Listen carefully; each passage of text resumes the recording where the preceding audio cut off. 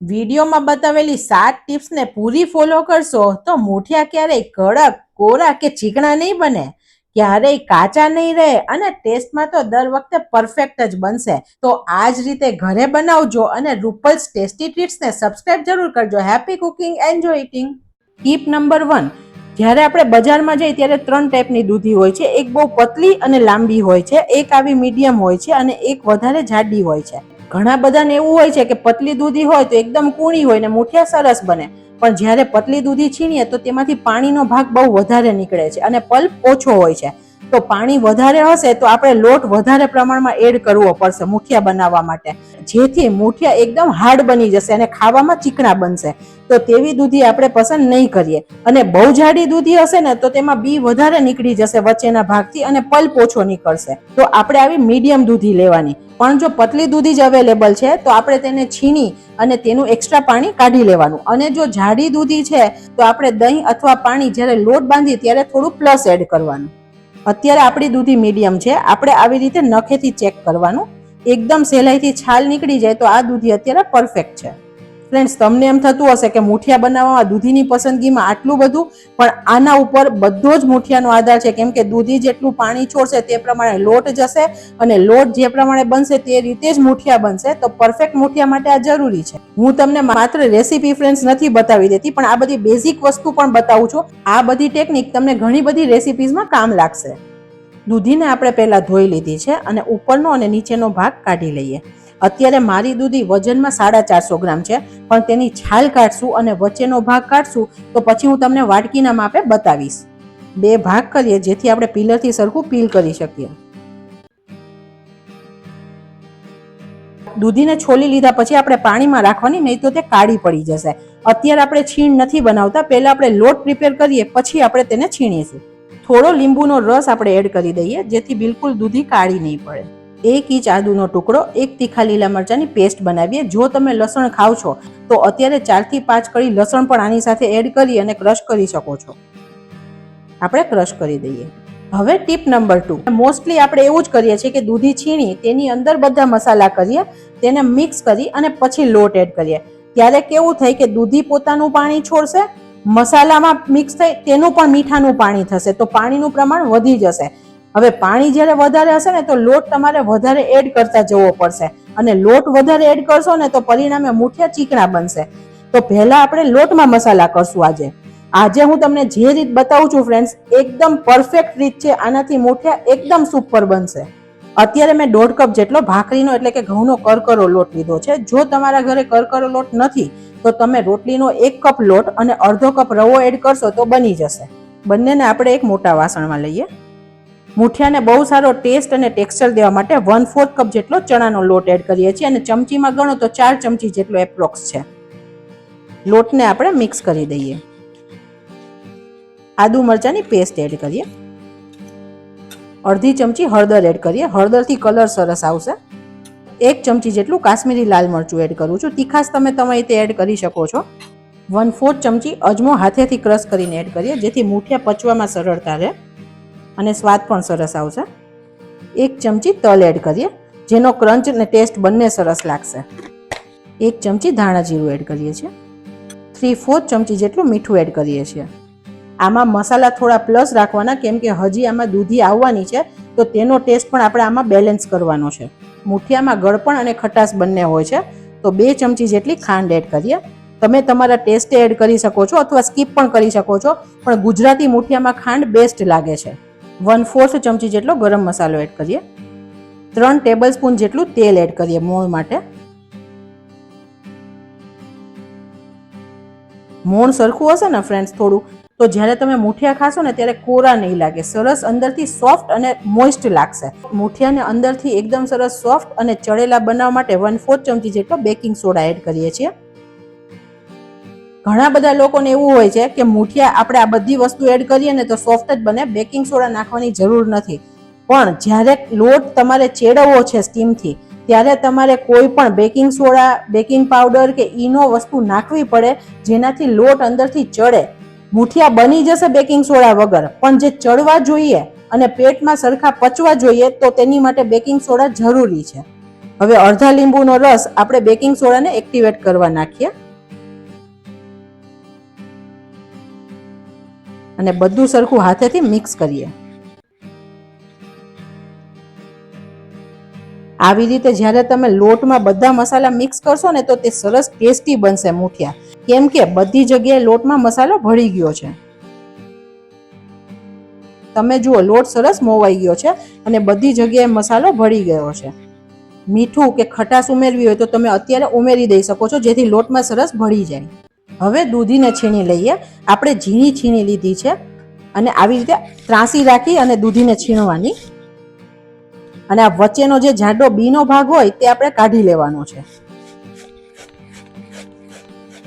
છીણ 1 cup જેટલું થયું છે.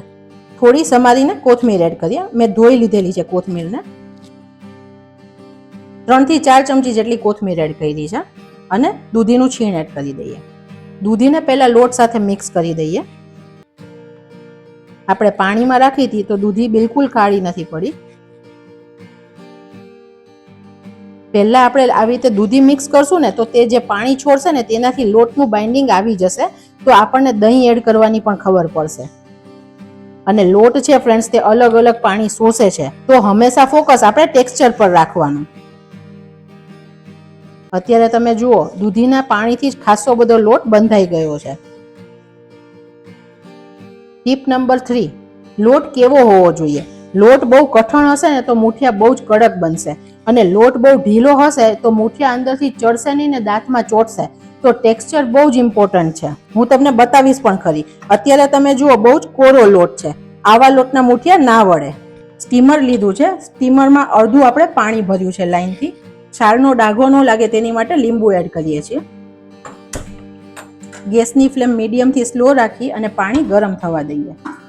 આ પ્રોસીજર આપણે વચ્ચે કરી દેવાની. પાણી જ્યારે આપણા મુઠિયા વળે ત્યારે ગરમ હોવું જરૂરી છે. મુઠિયાને સારો સ્વાદ અને સોફ્ટનેસ દેવા માટે દહીં એડ કરીએ. અત્યારે 2 ચમચી પહેલા દહીં એડ કરીએ અને બધું સરખું મિક્સ કરીએ. આપણે લીંબુ એડ કર્યું છે પણ દહીંથી આપણને સોફ્ટનેસ સારી મળશે.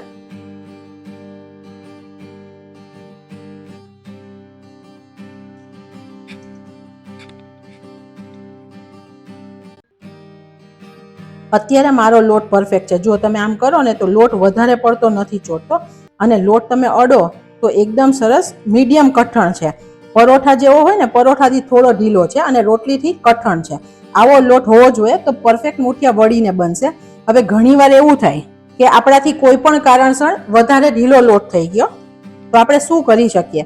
તમને હું પાણી નાખીને પહેલા લોટ ઢીલો કરીને બતાવું છું કે ઘણીવાર આપણો લોટ આટલો નરમ થઈ ગયો કેમ કે દૂધીએ વધારે પાણી છોડ્યું અને આપણે પણ દહીં એડ કરી દીધું હતું. આ જુઓ તમે જ્યારે વાળશો ને ત્યારે આવી રીતે હાથમાં ચોટશે અને મુઠિયું સરખું પ્રોપર શેપમાં રહેશે જ નહીં. ધીરે ધીરે તે પૂરું થતું જશે. હું તમને આ મુઠિયું પણ સ્ટીમ કરીને બતાવીશ જેથી આપણને ખ્યાલ આવે કે બહુ ઢીલા લોટનું મુઠિયું બનાવીએ તો કેવું થાય. જે પ્લેટમાં આપણે મુઠિયાને સ્ટીમ કરવાના છે તેને થોડું તેલ લગાડી દઈએ જેથી તે સ્ટીક ના થાય. હવે હાથમાં થોડું તેલ લઈએ અને આના આપણે જે લોટ બનાવ્યો તેના પણ મુઠિયા વાળીએ. તમે જુઓ લોટ કેટલો પરફેક્ટ છે. બિલકુલ તમારા હાથમાં ચોટતો નથી અને કઠણ પણ નથી. અને મુઠિયા વાળો ત્યારે એકદમ વજન નહીં દેવાનું કે તે ફ્લેટ થઈ જાય ને અંદરથી લોટ ભેગો થઈ જાય. આપણે નરમ નરમ હાથે તેને મુઠિયા વાળી દઈએ. ટીપ નંબર 4, તમે જ્યારે મુઠિયા વાળો ત્યારે એક નાનું ને એક મોટું, એક જાડું, એક પતલું એવું નહીં વાળવાનું કેમ કે બધાનો કુકિંગ ટાઈમ પછી અલગ અલગ થઈ જશે. તો આપણે એક જ સાઈઝના મુઠિયા વાળીએ. હવે ટીપ નંબર 5, આપણે જ્યારે મુઠિયા ગોઠવીએ પ્લેટમાં ત્યારે આવી રીતે ભેગા ભેગા નહીં કરવાના, નહીં તો તે સરખા સ્ટીમ નો થઈને ચોટી જાય. આપણે થોડી જગ્યા રાખવાની જેથી નીચેથી સ્ટીમ પણ સરસ આવે ને બધી જગ્યાએથી મુઠિયા સરસ ચડે. આપણે ખોલીએ. સરસ પાણી ગરમ થઈ ગયું છે. મુઠિયાની પ્લેટ ગોઠવીએ અને આ જે આપણે અલગ ઢીલા લોટનું કર્યું તે અહીંયા સાઈડમાં એકલું મૂકે. જો તમે હાથમાં હું લઈ પણ નથી શકતી એટલું લૂઝ છે. આને આપણે અહીંયા સાઈડમાં એકલું મૂક્યું છે. હવે આવે છે ટીપ નંબર 6. આપણને એવું હોય કે મુઠિયા જાડા છે ને તો ભલે વધારે ટાઈમ ચડતા તો સરસ ચડી જાય. તેવું નથી. જો મુઠિયા વધારે ટાઈમ ચડશે તો તેની અંદરનું પાણીનું મોઇસ્ચર શોષાતું જશે અને મુઠિયા ડ્રાય બની જશે. ઘણીવાર આપણે ખાઈ છીએ તો ગમે તેટલો વઘારમાં તેલ હોય ને તો એ મુઠિયા કોરા જ લાગે છે. તેનું કારણ છે કે તે વધારે પડતા ચડી ગયા છે. તો 15 થી 20 મિનિટ ચડવવાના હોય તો 15 મિનિટ થાય ત્યારે આપણે ચપ્પુ નાખીને ચેક કરી લેવાનું. જો ચપ્પામાં લોટ ચોટેલો આવે તો ફરીથી 5 મિનિટ થવા દેવાના, પણ આને બહુ વધારે ઓવરકુક નથી કરવાના. 15 મિનિટ થઈ છે, આપણે ખોલીને એકવાર ચેક કરીએ. વાવ ફ્રેન્ડ્સ, હતા એનાથી લગભગ ડબલ મુઠિયા થઈ ગયા છે, ફૂલી ગયા છે બધા મુઠિયા. હવે આને આપણે ચપ્પુથી ચેક કરવાનું. આવી રીતે ચપ્પુ અંદર નાખીને જોવાનું. અત્યારે લોટ આવતો નથી, પણ એવું નથી કે તો ચડી જ ગયા છે. થોડો આવી રીતે પીસ કરવાનો, તેને બહાર કાઢી લેવાનો. ઠંડો થાય પછી ટેસ્ટ કરવાનો. જો દાંતમાં નથી ચીપકતો તો અત્યારે પરફેક્ટ મુઠિયા રેડી છે, નહીં તો હજુ આપણે 5 મિનિટ માટે તેને રહેવા દેવાના. બીજી 5 મિનિટ સુધી આપણે મુઠિયાને સ્ટીમ કર્યા છે. લગભગ 20 મિનિટ આપણે સ્ટીમ કર્યા. મુઠિયા અત્યારે રેડી છે. આપણે ગેસની ફ્લેમ બંધ કરીએ. હવે આપણે જે નરમ લોટનું મુઠિયું મૂક્યું તેને પણ ચેક કરીએ. તમે જુઓ, એમાં હજુ લોટ આવે છે, અને તમે અડો ને, તમે આમ કાપીને જુઓ ને તો અંદરથી જાડી નથી પડી. અડો તો ચીકાશ છે. આપણે આને પહેલા થોડા ઠંડા થવા દેવાના, પછી કટ કરીશું. મુઠિયાને આપણે કટ કરીએ.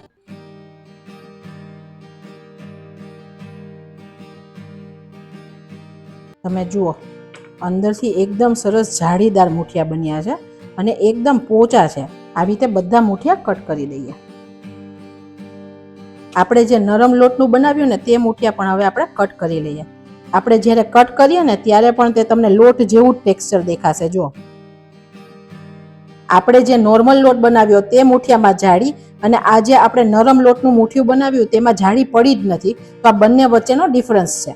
હવે મુઠિયાને એકદમ ટેસ્ટી બનાવવા માટે મસ્ત વઘાર કરીએ. અત્યારે એક નોનસ્ટિક પેન લીધું છે. તમે જાડા તળિયાવાળું કોઈ પણ વાસણ લઈ શકો છો. ગેસની ફ્લેમ સ્લો રાખીએ છીએ. ટીપ નંબર 7 કે વઘારમાં તેલ કેટલું નાખવાનું. ઘણીવાર આપણને એવું લાગે કે વઘારમાં તેલ વધારે હોય ને તો મુઠિયા ખાવામાં એકદમ સોફ્ટ બને, પણ તેવું નથી. જો તમે વઘારમાં વધારે તેલ એડ કરશો અને મુઠિયા ખાશો ને તો મુઠિયા બધું તેલ એબ્ઝોર્બ કરી લીધું હશે. તો ખાતી વખતે 3 થી 4 મુઠિયા ખાશો ને પછી તમને નહીં ભાવે, કેમ કે તેલ વાળું ટેક્સચર લાગશે. તો પરફેક્ટ તેલ લેવું જરૂરી છે. અત્યારે આપણે 2 ટેબલ સ્પૂન જેટલું તેલ લઈએ છીએ.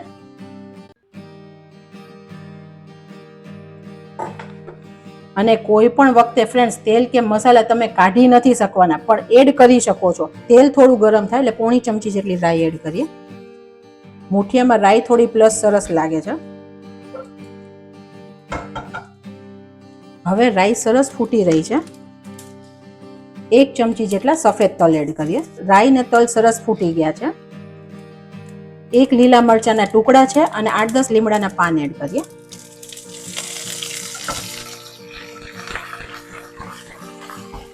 ¼ ચમચી જેટલી હિંગ એડ કરીએ. આનો સ્વાદ પણ ખૂબ સરસ લાગે છે મુઠિયામાં.